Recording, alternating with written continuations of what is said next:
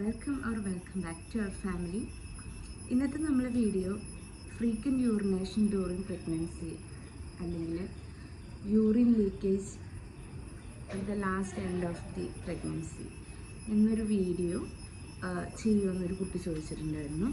അപ്പോൾ അതിനെക്കുറിച്ച് ഏകദേശം ഒരു ഐഡിയ ഉള്ള കാരണം കൊണ്ട് തന്നെ അതിനെപ്പറ്റി പറഞ്ഞു തരാമെന്ന് വിചാരിച്ചു. പിന്നെ മാത്രമല്ല അതിന് വേണ്ടി ഞാൻ എന്തൊക്കെ ചെയ്യാറ്, അതായത് അത് പ്രിവെൻറ്റ് ചെയ്യാൻ ഞാൻ എന്തൊക്കെ ചെയ്യാറ് എന്നുള്ള കാര്യം, ലീക്കേജ് പ്രിവെൻറ്റ് ചെയ്യാൻ എന്തൊക്കെ ചെയ്യാറ് എന്നൊക്കെ പറഞ്ഞുകൊണ്ട് ഒരു വീഡിയോ ചെയ്യാമെന്ന് വിചാരിച്ചു. അപ്പോൾ എന്തുകൊണ്ടാണ് ഈ ഫ്രീക്വൻറ്റ് യൂറിനേഷൻ ഡ്യൂറിങ് പ്രഗ്നൻസി, അതായത് ഫ്രീക്വൻറ്റ് യൂറിനേഷൻ എന്ന് പറഞ്ഞു കഴിഞ്ഞാൽ ഇടയ്ക്കിടയ്ക്ക് നമുക്ക് ഗർഭിണികളിലുണ്ടാകുന്ന മൂത്രമൊഴിക്കാൻ മുട്ടൽ എന്തുകൊണ്ടാണ് എന്നുള്ളതാണ് പച്ചയായ മലയാളത്തിൽ പറഞ്ഞത്. അപ്പോൾ എന്തുകൊണ്ടാണെന്ന് ചോദിച്ചു കഴിഞ്ഞാൽ, ഫസ്റ്റത്തെ കേസ് എന്ന് പറഞ്ഞു കഴിഞ്ഞാൽ ഇതൊരു നോർമൽ ആയിട്ടുള്ളൊരു കാര്യമാണ്. എല്ലാ പ്രഗ്നൻറ്റ് ലേഡീസിനും ഉണ്ടാകുന്ന കാര്യമാണ്. ഒരാൾക്ക് മാത്രമല്ല, എല്ലാവർക്കും ഉണ്ടാകും.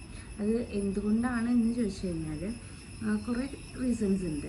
റീസൺസ് എന്ന് പറഞ്ഞു കഴിഞ്ഞാൽ, ഒന്ന്, ഫസ്റ്റത്തെ കാര്യം ഗ്രോയിങ് യൂട്രസ്, രണ്ടാമത്തെ കാര്യം ഹോർമോണൽ ചേഞ്ച്, മൂന്നാമത്തെ കാര്യം ഹോർമോൺ റിലാക്സിങ്, 4 എന്താ പറയുക ഇൻക്രീസ്ഡ് ബ്ലഡ് വോളിയം, പിന്നെ 5 ഇൻക്രീസ്ഡ് ഫ്ലൂയിഡ് ഇൻടേക്ക്. ഇതൊക്കെയാണ് മെയിനായിട്ടുള്ള കാര്യങ്ങൾ എന്ന് പറഞ്ഞു കഴിഞ്ഞാൽ. അപ്പോൾ നമുക്കറിയാം, നമ്മൾ പ്രഗ്നൻസി സ്റ്റേജിൽ, ഏർലി പ്രഗ്നൻസി ടൈമിൽ, അതായത് നമ്മൾ അറിഞ്ഞ ആ ഒരു ടൈം തൊട്ട് നമുക്ക് എപ്പോഴും ഇങ്ങനെ ടോയ്ലറ്റിൽ പോകണം എന്നുള്ള ഒരു ഇത് തോന്നും. അപ്പോൾ അത് എന്തുകൊണ്ടാണെന്ന് ചോദിച്ചു കഴിഞ്ഞാൽ, നമ്മൾ ആ സമയത്ത് നമുക്ക് HCG ലെവൽ, നമ്മുടെ HCG നമ്മൾ പറയാമല്ലോ, HCG എടുത്ത് നോക്കാനൊക്കെ പറഞ്ഞു കേട്ടിട്ടുണ്ടാവും. അതൊരു ഹോർമോണാണ്. അപ്പോൾ ആ ഒരു ഹോർമോണ് നമ്മൾ ഏർലി സ്റ്റേജിൽ ഇൻക്രീസ് ആവുന്നത് കൊണ്ട് തന്നെ ഇത് നമ്മളുടെ കിഡ്നിയിലേക്കുള്ള ബ്ലഡ് സപ്ലൈ എന്ത് ചെയ്യുന്നുണ്ട്, കൂട്ടുന്നുണ്ട്. അപ്പോൾ അതുവഴി അങ്ങനെ സപ്ലൈ കൂട്ടുന്നതോട് കൂടിയിട്ട് നമ്മളെ കിഡ്നിക്ക് എന്ത് ചെയ്യണം, എപ്പോഴും യൂറിനേറ്റ് ചെയ്ത് ഇങ്ങനെ റെഡ്യൂസ് ചെയ്ത് കളയണം. അതാണ് ഒന്നാമത്തെ കാര്യം എന്ന് പറഞ്ഞു കഴിഞ്ഞാൽ. അപ്പം രണ്ടാമത്തെ കാര്യം എന്ന് പറഞ്ഞു കഴിഞ്ഞാൽ, നമുക്ക് നമ്മുടെ യൂട്രസ്, എല്ലാ പ്രഗ്നൻറ്റ് ലേഡീസിനും അറിയുന്ന കേസാണ്. നമ്മളെ യൂട്രസ് ഇങ്ങനെ വലുതായി വരും തോറും എന്താ പറയുക, നമ്മുടെ യൂട്രസിൻ്റെ തൊട്ടടുത്തായിട്ട് തന്നെയാണ് നമ്മുടെ ബ്ലാഡർ ഉള്ളത്, അതായത് യൂറിനറി ബ്ലാഡർ ഉള്ളത്. അപ്പോൾ ഈ ബ്ലാഡറിൻ്റെ മുകളിലേക്ക് നമ്മുടെ യൂട്രസ് പ്രഷർ, ഉണ്ണിയുടെ വെയിറ്റൊക്കെ വന്ന് പ്രഷർ വന്ന് ഇതിൻ്റെ അഡ്ജസൻ്റ് ആയിട്ടാണല്ലോ ബ്ലാഡർ ഇരിക്കുന്നത്. അപ്പോൾ ഇതിങ്ങനെ ഒരു പ്രഷർ വരുമ്പോൾ എന്താണ്, നമുക്കിങ്ങനെ മൂത്രമൊഴിക്കാൻ മുട്ടും. അപ്പോഴും നമ്മൾ എന്ത് ചെയ്യും, വേഗം യൂറിനേറ്റ് ചെയ്ത് കളയും അല്ലേ. പിന്നെ മറ്റൊന്ന് വളരെ കോമൺ ആയിട്ടുള്ള കാര്യം എന്ന് പറഞ്ഞു കഴിഞ്ഞാൽ, വളരെ കോമൺ ആണ്, മിക്ക ആൾക്കാർക്കും നമ്മൾ മുന്നേ വീഡിയോസ് ചെയ്തിട്ടുണ്ട്, യൂറിനറി ട്രാക്ട് ഇൻഫെക്ഷൻ. അപ്പോൾ പ്രഗ്നൻറ്റ് ലേഡീസിൽ അത് കോമൺ ആയിട്ട് കാണുന്ന ഒരു കാര്യമാണ് യൂറിനറി ട്രാക്ട് ഇൻഫെക്ഷൻ.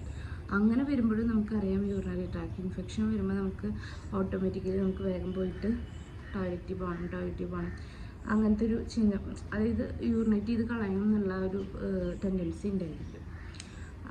പിന്നെ ഈ പറഞ്ഞ പോലെ ഹോർമോണൽ ചേഞ്ചസ് ഞാൻ പറഞ്ഞല്ലോ. ഹോർമോണൽ ചേഞ്ചസ് അതെന്താണെന്ന് വെച്ചാൽ, നമ്മൾ ഹോർമോൺ ചേഞ്ച് ഉണ്ടാകുമ്പോൾ നമുക്ക് ഓട്ടോമാറ്റിക്കലി യൂറിൻ ഇൻക്രീസ് ആവും നമ്മുടെ ഇതിൽ, പിന്നെ യൂറിൻ പ്രൊഡക്ഷൻ ഇൻക്രീസ് ആവും. അതുപോലെ തന്നെ ഹോർമോൺ റിലാക്സിങ് എന്ന് പറഞ്ഞു കഴിഞ്ഞാൽ, നമുക്കറിയാം നമ്മുടെ മസിൽസൊക്കെ ലൂസ് ആവുന്നിട്ടുണ്ടാവും, നമ്മുടെ ബോഡി എഴാൻ പറ്റുക അങ്ങനെ എന്തോ പറയും, ബോഡിയൊക്കെ വീക്ക്, നമ്മുടെ മസിൽസൊക്കെ വീക്കാവും.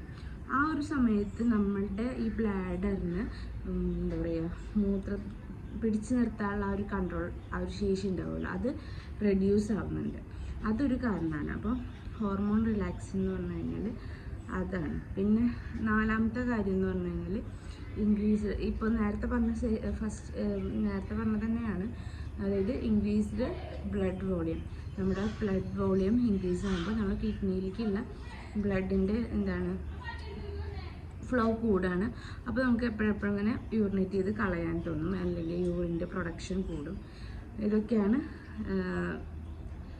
മെയിനായിട്ടുള്ള കാര്യങ്ങൾ. പിന്നെ നമുക്ക് എല്ലാവർക്കും അറിയാം, നമ്മൾ ഈ പ്രഗ്നൻസി ടൈമിൽ നമ്മൾ എപ്പോഴും എന്ത് ചെയ്യും, നന്നായിട്ട് വെള്ളം കുടിക്കൂലേ, അപ്പോൾ ഇൻക്രീസ്ഡ് ഇൻടേക്ക് ഓഫ് വാട്ടർ, അല്ലെങ്കിൽ നമ്മൾ ഹൈഡ്രേറ്റ് ആയിട്ട് ഇരിക്കാൻ നോക്കും.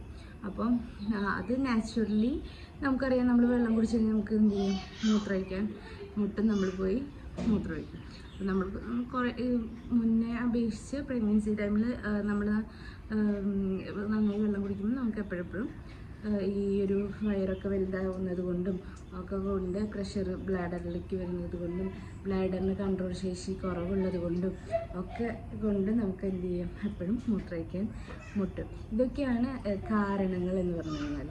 ഇനി ഇതിന് നമുക്ക് ഇപ്പോൾ ലാസ്റ്റ് ടൈമിൽ എന്തുകൊണ്ടാണ് ലീക്കേജ് ഉണ്ടാവുന്നതെന്ന് ചോദിച്ചു കഴിഞ്ഞാൽ സെയിം തന്നെയാണ്. നമ്മളെ യൂട്രസ് ഭയങ്കരമായിട്ട് വലുതായിട്ട് ഇരിക്കുകയാണ്. പിന്നെ മാത്രമല്ല, നമ്മുടെ ഉള്ളിൽ ചിലപ്പോൾ ഹെഡ് ഡൗൺ ആയിട്ടുണ്ടായിരിക്കും, തല തിരിഞ്ഞ് വന്നിട്ടുണ്ടായിരിക്കും, പെൽവിസിൽ പ്രഷർ കൊടുക്കുന്നുണ്ടായിരിക്കും താഴത്തേക്ക് വന്നിട്ട്. അപ്പോൾ അതുകൊണ്ട് ആ പ്രഷർ വരുമ്പോൾ നമുക്ക് പിടിച്ച് നിൽക്കാനുള്ള ഇത് കുറവാണ്. ബ്ലാഡറിന് ആ സമയത്ത് പിടിച്ച് കൺട്രോൾ ചെയ്ത് വയ്ക്കാനുള്ളത് കുറവായതുകൊണ്ട് തന്നെ ചെറുതായിട്ട് തുമ്മുമ്പോഴോ ചുമക്കുമ്പോഴൊക്കെ ആയിട്ട് യൂറിൻ പോകും. അപ്പോൾ ഇങ്ങനെ ലീക്കേജ് ഉണ്ടെങ്കിൽ നമ്മൾ എന്ത് ചെയ്യുക, ഒരു പാഡ് അങ്ങനെ എന്തെങ്കിലുമൊക്കെ യൂസ് ചെയ്യുക. അങ്ങനെ തുള്ളിയൊക്കെ ആയിട്ട് പോകുന്നുണ്ടെങ്കിൽ നമ്മൾ എന്തെങ്കിലും ഒരു പ്രിക്കോഷൻ എടുക്കുക. പിന്നെ മാത്രമല്ല, നമ്മൾ ഡോക്ടറെ അടുത്ത് പറയാം. ഞാനൊരു വട്ടം ഡോക്ടറെ അടുത്ത് പോയപ്പോൾ ഞാൻ കേട്ടിട്ടുണ്ടായിരുന്നു, ഒരു പേഷ്യൻറ്റിന് ഇങ്ങനെ തുമ്മുമ്പോഴും ചുമയ്ക്കുമ്പോഴൊക്കെ യൂറിൻ പോവുകയാണ്. എന്നിട്ട് ഡോക്ടർ എന്തോ ഒരു ട്രീറ്റ്മെൻറ്റ് ചെയ്ത് കൊടുക്കുന്നുണ്ട്. അവരുടെ ബ്ലഡ് തന്നെ എടുത്തിട്ട് അതെന്തോ അതിൻ്റെ പേരൊന്നും എനിക്കറിയില്ല. അപ്പോൾ അത് ഡോക്ടേഴ്സിന് തന്നെ അറിയുന്നുള്ളൂ. അപ്പോൾ നമ്മൾ ഡോക്ടേഴ്സിനോട് പറഞ്ഞു കഴിഞ്ഞാൽ അവർ അതിനുള്ള ഇത് ചെയ്തു തരും. അപ്പോൾ ലീക്കേജ് നമുക്ക് എങ്ങനെ കുറയ്ക്കാൻ പറ്റുമെന്ന് ചോദിച്ചു കഴിഞ്ഞാൽ, നമ്മൾ ഒറ്റയടിക്ക് കുറേ വെള്ളം കുടിക്കാണ്ട് കുറച്ച് വെള്ളമായിട്ട് കുടിക്കുക. എന്നിട്ട് നമുക്ക് മൂത്രമൊഴിക്കാൻ മുട്ടുന്നതിന് മുന്നേ തന്നെ, നന്നായി മുട്ടുന്നതിന് മുന്നേ തന്നെ നമ്മൾ ഫ്ലഷ് ഔട്ട് ചെയ്ത് കളയുക.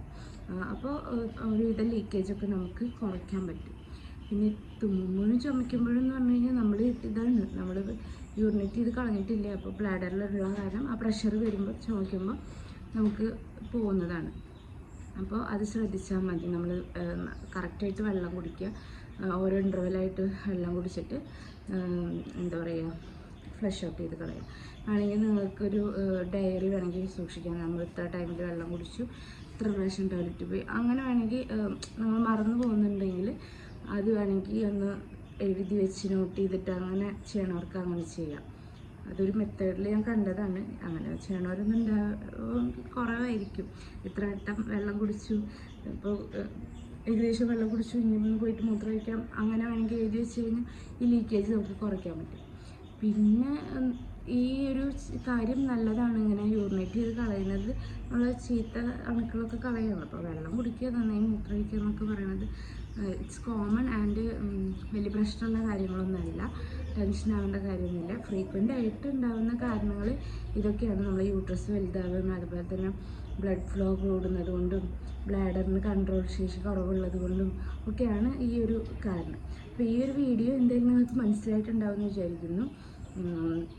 അപ്പോൾ ഇതിനെക്കുറിച്ച് പേടിക്കേണ്ട ആവശ്യമൊന്നുമില്ല. നിങ്ങൾക്ക് ലീക്കേജ് ഉണ്ടെങ്കിൽ നിങ്ങളുടെ ഡോക്ടറെ അടുത്ത് പറയുക. പിന്നെ അത്രയൊക്കെ ഉള്ളൂ ഇന്നത്തെ ഈ ഒരു വീഡിയോയിൽ പറഞ്ഞു തരാനുള്ളത്. അപ്പോൾ ഈ വീഡിയോ യൂസ്ഫുൾ ആണെങ്കിൽ ലൈക്ക് ചെയ്യാനും ഷെയർ ചെയ്യാനും സബ്സ്ക്രൈബ് ചെയ്യാനും മറക്കരുത്. പിന്നെന്താ, മറ്റൊരു വീഡിയോ ആയിട്ട് വരാം. Okay, bye, see you. Thank you for watching.